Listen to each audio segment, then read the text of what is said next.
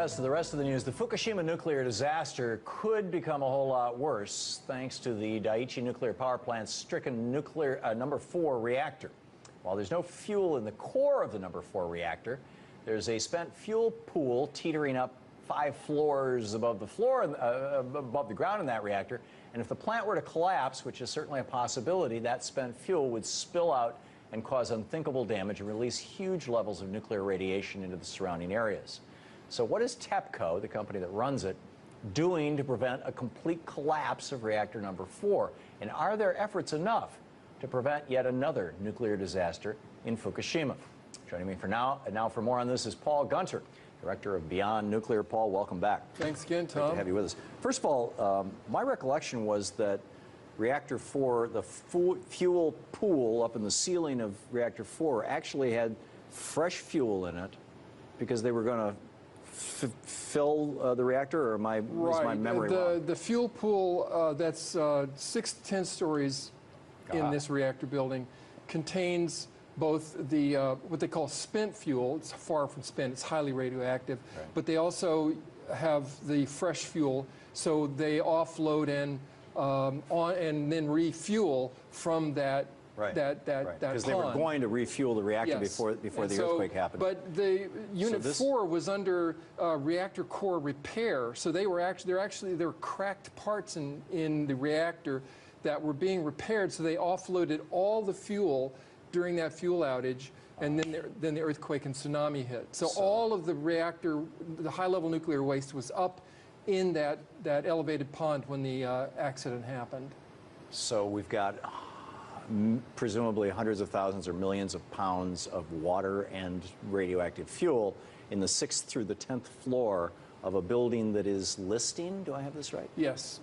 And the Tokyo Electric Power Company has been performing efforts to shore up the building, but we remain concerned that the structure of this supporting the fuel pool is damaged, and that another severe earthquake could cause this whole thing to fall over, even despite the shoring up that the company's done right now.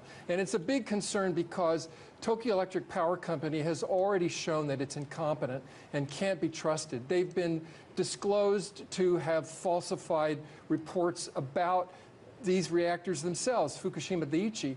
And now what we really need is more international focus, more international expertise to come in and oversee and actually be involved in this very tenuous and dangerous operation. Yeah, I knew 2 days ago there was a report that a cyclone was heading toward Fukushima, and I thought, it brushed by today. Yeah, but it didn't take it down.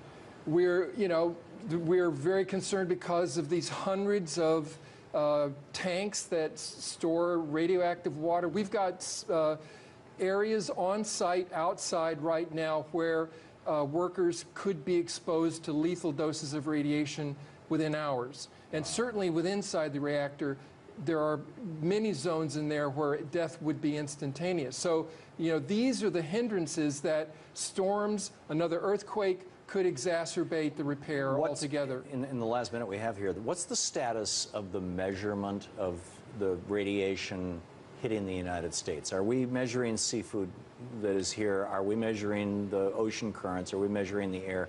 What do we know about it?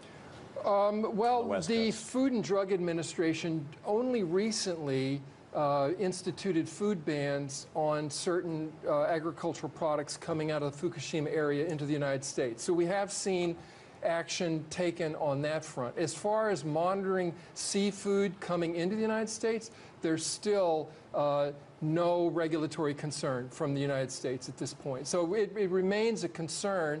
Would you eat Pacific fish? I eat seafood right now, but I'm concerned about the future of the seafood industry. I'm concerned about rainwater. Yeah. There are many concerns, but clearly the main concern is that the monitoring effort, our vigilance, should be stepped up. Yeah, absolutely. Paul, thanks so much. Thanks so much. No nukes. Yeah, no nukes. BeyondNuclear.org.